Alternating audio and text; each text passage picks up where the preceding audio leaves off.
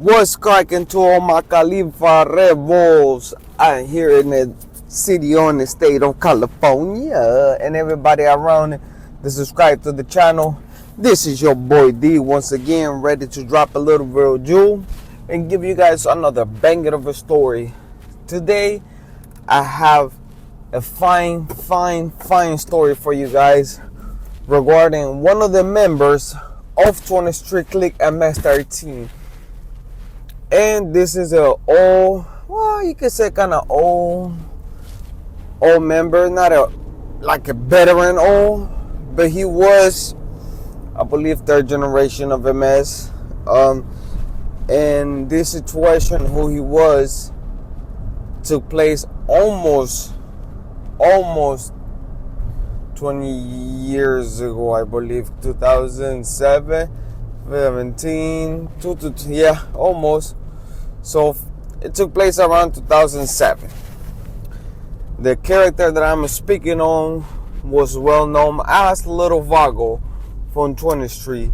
The reason why he was named Little Vago because there used to be a Vago from our barrio, Big Vago, that got murdered in early 2001 by, some people say the Northerners, some people say 19th Street, but we're gonna leave it at that, okay? So if you guys already know, man, if you guys haven't subscribed to the channel, please subscribe to the channel. If you guys like the content I'm giving, please give it a thumb up, give it a like, and overall, please leave a comment. Let's get the conversation going. If you want to hear more content like this, you already know I'm here to please leave a comment. Just please don't leave a comment calling me names. Well, it is what it is. Do what you gotta do, man. That's what we're here for. Let's get it, man. And like I said, apologize, I'm driving, I'm also working. I'm getting back to the workforce, so I don't have the time to sit down most of the time and just do a video for you guys. But I'll promise you guys, I will start doing face-to-face video in the next week or so, that I will have a little bit more time. All right, now, here we go. I don't want to leave you guys without a banger. Little Vago. Little Vago was a good homie overall. He was young, he was down for the cause. He believed in the cause, but there was a little bit, how can I put it to you? Brian, his name was Brian, and his last name was Dovlato, right? How can I put it to you? His only misconception was that he was a little bit of a show-off when girls were around him. When he would see females around him, he used to try to act a little bit of a show-off. Tough guy, don't get me wrong, he wasn't no sucker. He'll push the issue. So maybe because he felt like he could push the issue, sometimes he would go the little extra mile when they would see fine little mamacitas going around, being around it. Well, to each his own. Some people like to do stuff like that. I don't personally, but hey, like I said, that was the homie, right? So he was, I want to say he was 19, 20 when he got the case. He had been a homeboy probably no longer than a year. And that was one of the MS rappers we had from the clique. Little Vago was one of the rappers we had from the clique. And his style of rapping, his style of singing was like a reggaeton style. The only difference between him and Niño el Rapero, we used to call him Niño el Rapero because there was another Niño in the hood, but we used to, Niño the Thief. Kid the Thief, that was his name, because he will always be doing robberies and shit like that, so we used to call him Niño el Ratero, like thief, right? Not a rat, but a thief. And we had Niño el Rapero, Niño the rapper, Kid the rapper. So when these two personal, and both of them were different characters that were not the same, but that's how we used to know who was who. Niño the rapper, Kid the rapper, and Key the thief. So when Vago was around, we had Little Vago used to sing, rap. Then we had the Kid. Then we had other homeboys that used to do the little rapping stuff. Peloncito tried it a little bit. Sparky tried a little bit, but it was not. I guess it wasn't their thing. But Little Vago made, I believe, 4 or 5 songs. His plan was to make up a CD. We used to go to a little radio, a studio recording. We used to call it Set Space, right? Set Space. over there in Potrero in 16. That was back then when we used to get out of school. They would allow us to go there and get in the booth and do our beats and do the things. So that's when he started rapping there. He started doing his songs. There was a song called 20 Locotes that somebody in the comments asked me about it. Yeah, we had that song 20 Locotes. Then we had another song, I think it was called Las 12 de la Mañana, 12 Midnights.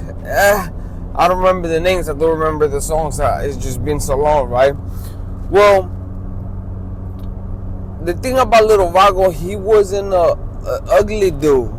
He was a little one of those pretty boys that just to impress the highness, always fresh, which was cool with me because that's how homeboys supposed to be. Homeboys ain't supposed to be looking all muddy, all sad, all raggedy. They're supposed to have a little swag on him from the base, so he had a little swag on him, right? Well, he had met a girl, and the reason why I'm giving you guys this background because it's important to the decisions he took while he was fighting his case, okay? So follow along with me, please, okay? I don't recall her name. I'm not 100% sure if it was Maricela or Marisol or Maria, right? It was within those names. I know it started with an M or an S. I forgot the name, but it started with those cinnamon, Sophia, something like that, right? So I just came. It doesn't come to me, and plus, I don't want to put her all up there, so I wouldn't say her first and last name. She's married, for what I heard, with kids and everything, right? Now with Vago though, and this where we'll come through. This will go a whole 180 around. So Little Vago was in the hood one day, right? There was a few of us. We were in the hood. We were in Little Park, 850 in Valencia, but we were on the 19 in Valencia side, where I showed you guys when I went live last time in the little pools and the back gate. And back then, like I said, there used to be a little bit tires right there in the little corner, and there used to be a big ass tree that would cover us until with the hura would come through. So we used to post up like that a lot, whether it was in a pool ramp or whether it was the other side in the little sidewalk thing with the flower garden sidewalk, whatever you want to call it. But it used to have a little concrete thing right there. We used to post up right there. Sometimes we used to leave the gate open so we can go in and out. Some home we would kick it in the computer inside the center by the computers, inside the computer, checking their MySpace, checking their Moco space, checking their Hi-Fi, all that stuff we had, right? Some people will be in YouTube watching videos, whatever. So, and then some homeboys had the music from the hood, MS music, bumping loud as hell off the speakers of the computers. And then you have some other homies in the soccer field on the other side, playing either soccer or just kicking it right there. So we always had homeboys around when it was in the park, especially in the Saturdays afternoon. We used to be deep there. So Vago was there at that time. And there was a couple homies with him, with us, in the backside. So as we chilling there, talking, smack, breezing, passing the time, being the straight hood thugs, hoodlums, whatever you guys want to call us, we kicking it there. Everybody got either, some older homies had their beer with the little cigarette, some homies had the little sodas and stuff like that, whatever, right? So we having a good time, everything. 2 kids are coming by. So you see, because if you facing towards Dolores, towards Valencia, going up towards church, if you're facing that way, even if you're sitting or not, before they get off the alley, you can see people coming that way, right? So I saw 2 kids coming down. One of them had a Niner jersey on. The other one had a Buccaneers jersey on. Tampa Bay Buccaneers jersey on, right? The red one.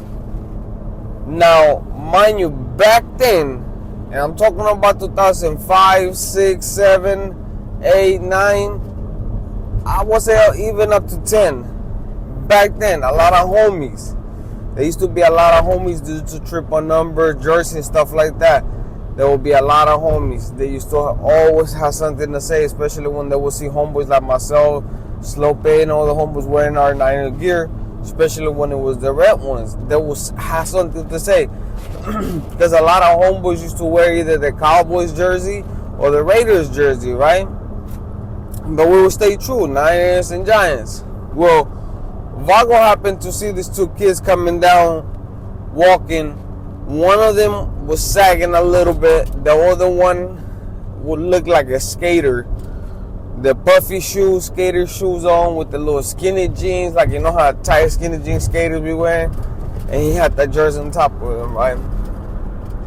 He sees that, and then one of the homeboys, I'm not sure if it was Peloncito or Slow Pain, or one of those two homeboys says to little stranger, I bet you won't check those fools.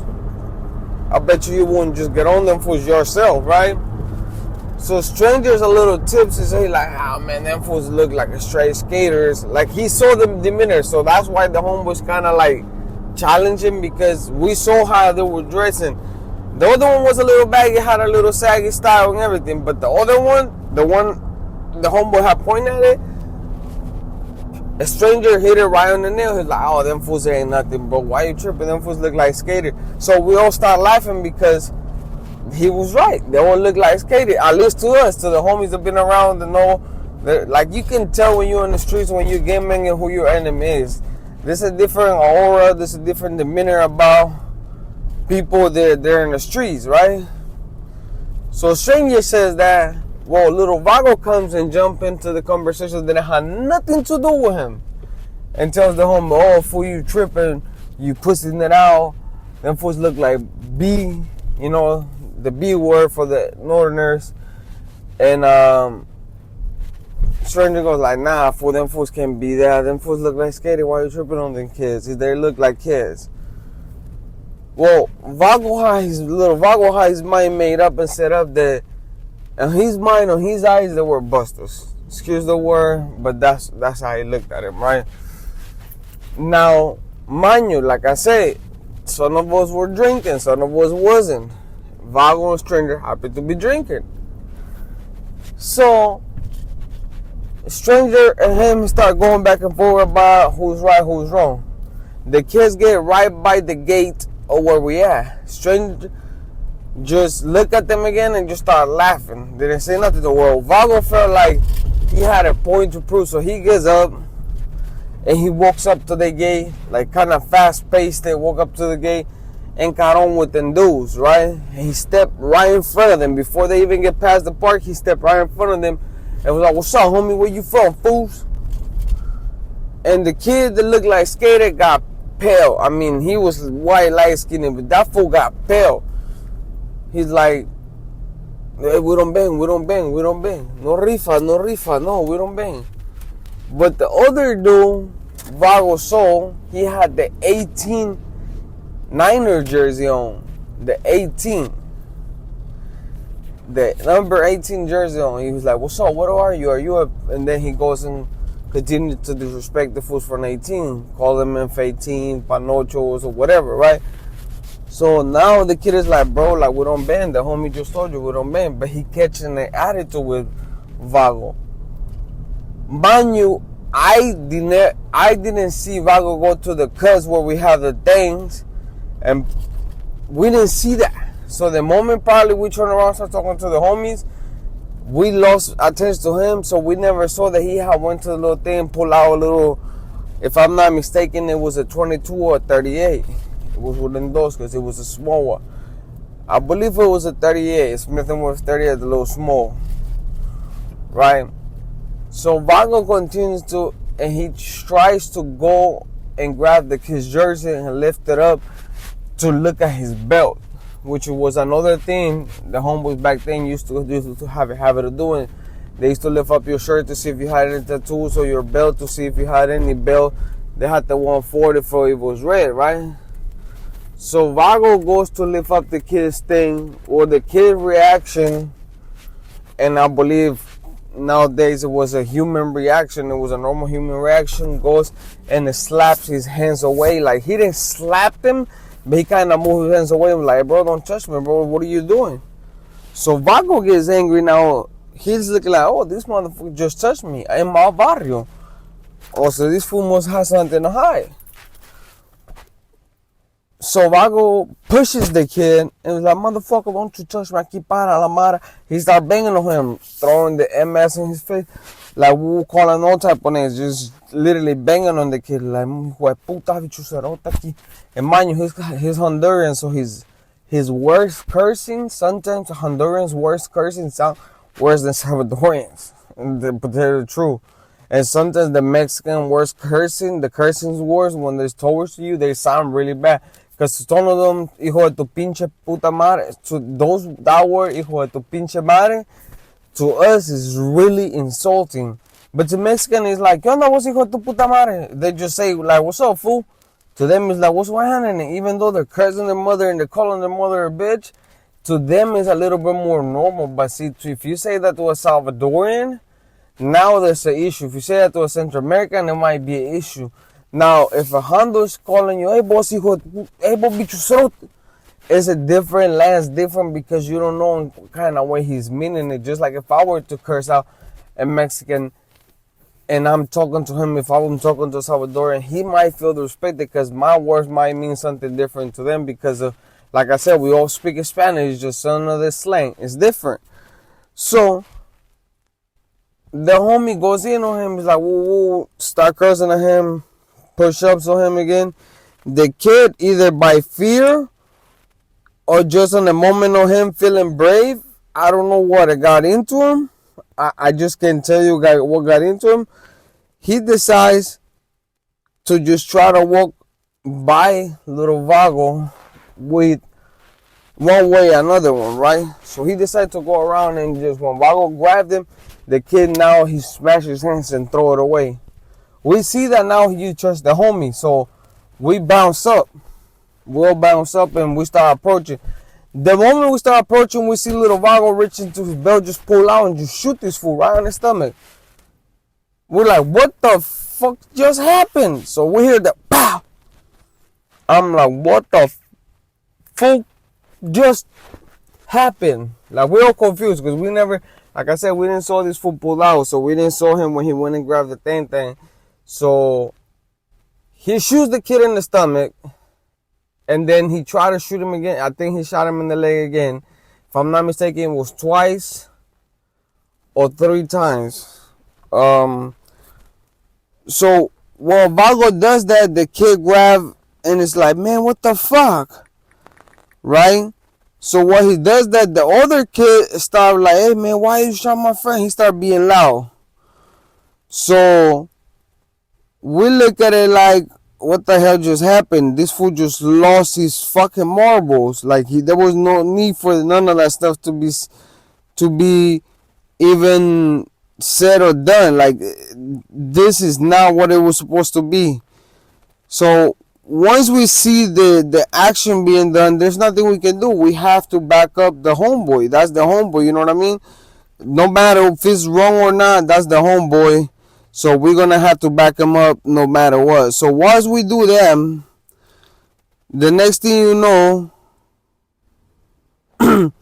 what's his name? The next thing you know, the kid is just like, he's trying to figure out, oh, what the hell just happened right now? This fool just shot me. This fool literally just fucking shot me, and there's no way that I can do anything about it, right? So the kid's his friends bend over to trying to help him out. Now we're like, okay, what the fuck just happened? This fool just shot this kid, and we gotta figure something out what we're gonna do regarding that situation, right?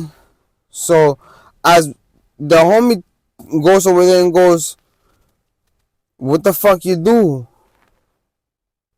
Like, what the fuck? You know, like, what are you doing, fool? As he goes and do that, we see that the kid is like calling the police, basically. So once we see the kids calling the police, we tell that fool to take off running, you know. So we tell him to take off running, and once he's doing that, we grab the pistol and we throw it away. So he gets caught, of course. He gets caught. There's no way he wasn't going to get caught because it literally he literally just shot the dude and like right in front of the leg. So and there was no other way that he could not get caught. It just, let's put it that way. So as we see them, a stranger grabs the pistol, and then we like, oh, the police about to come. So we take off. This fool take off. As we taking off, we happen to encounter her where he was at, and we were like, hey fool, what the fuck you do?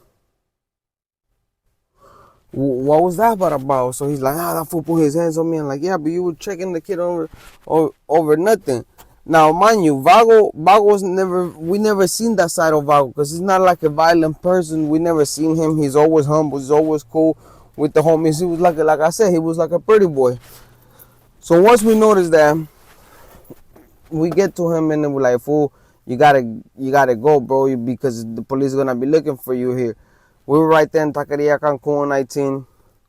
So as he goes, he gets caught eventually. I don't know if it's a day or a week later he gets caught. So here goes what I tell you about the girl, right? He was going out with the girl hold on him. So Vago start going to court. They hit him with I believe it was assault with deadly weapon. At first they hit him with attempted murder, and then I believe if he pleaded guilty to the case they were trying to give him, they will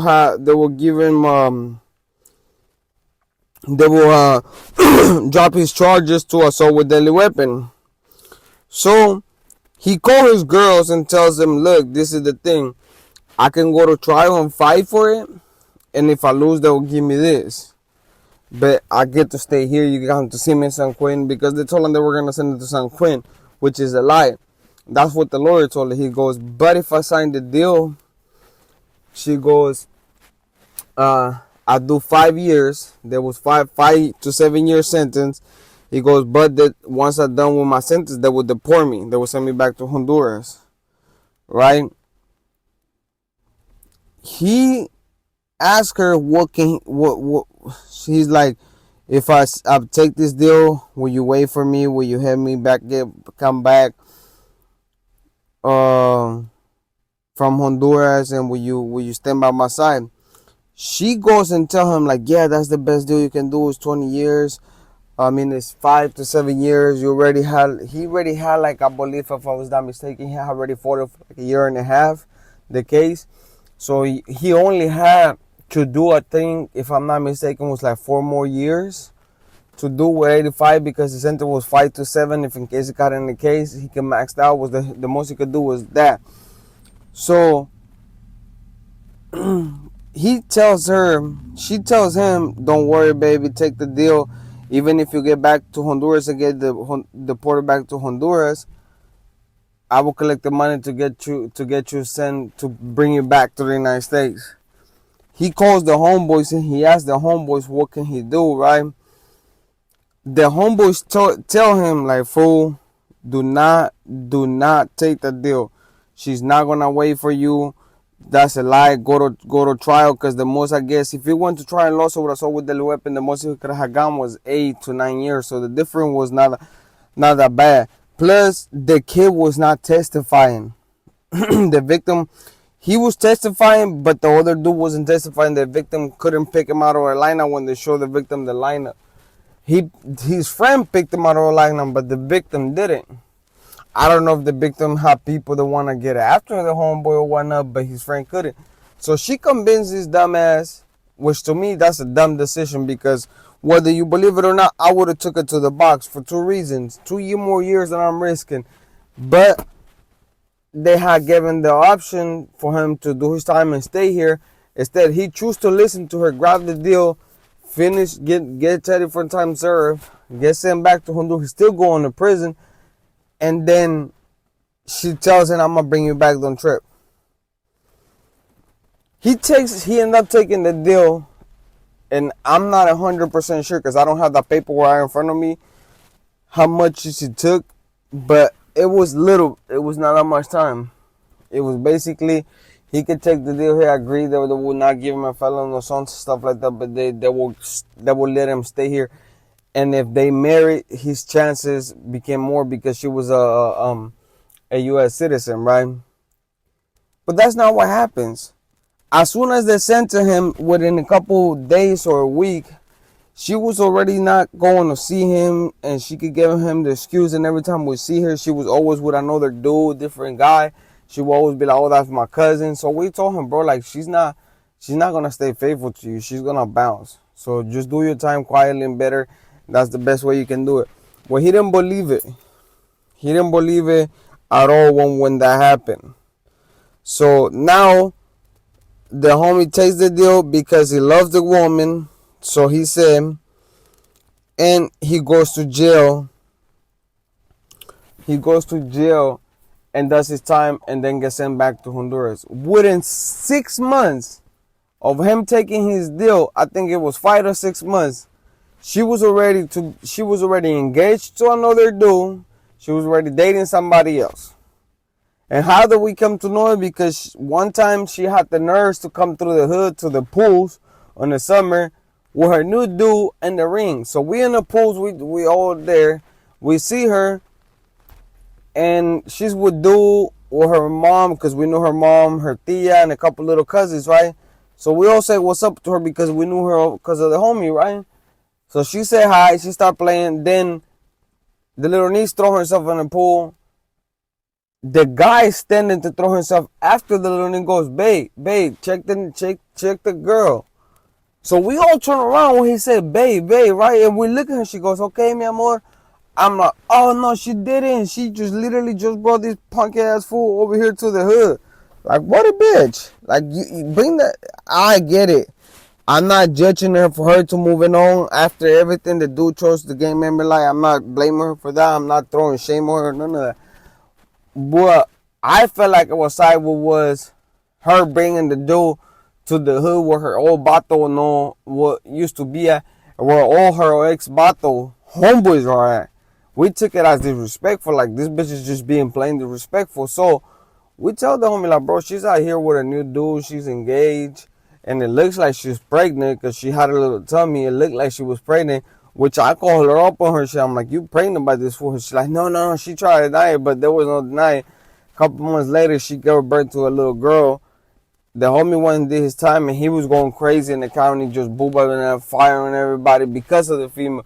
He gets to prison. First thing we tell him, hey, do not act all stupid in jail, bro, because over there they're gonna whack you, right? So he didn't listen to us. He preferred the hyena. And guess what he was? He got a unfaithful ass hyena. And he did his time. And they still deport him to Honduras, to where he's at right now. I think for last time I heard of him, he was doing good. He had his own family, had his own kids. He's not tripping over that. But that was to go saying that sometimes when you're trying to show off, when you join to a hood, sometimes some people, and I know this for a fact, there have been homies that enjoy the neighborhood for the recognition they're gonna get because of the fame the MS-13 hood brings, and they do it for the women, for the little fame, for the little trip. So you guys gotta be careful. Don't do it for that. Don't do it at all. Don't enjoy the game at all. Live your life the best way you can. Look at little Vago. He ended up doing 7 years, hoping and waiting on the love of his life that could keep his promise. When he went there, he got a little bit of time because he was acting like a fool, all depressed. And look at him. But now he's good though. After he went to Honduras, I heard he went with his family. He created his own family, which is good for him. But it goes to show you, when you in prison or in jail, sometimes females don't hold on to that promise, man. So I hope you guys like this story. I hope you guys enjoy it. I will tell you more about some of the characters from 20th Street that you guys might not know of. The next story is going to be Edwin Ramos. So stay tuned, mi gente. I will be dropping more bangers like this. You guys already know how to do it. With that being said, man, be kind to one another. Don't forget to tell your loved ones that you love them, because tomorrow is never a promise. With that said, let's get it, mi gente.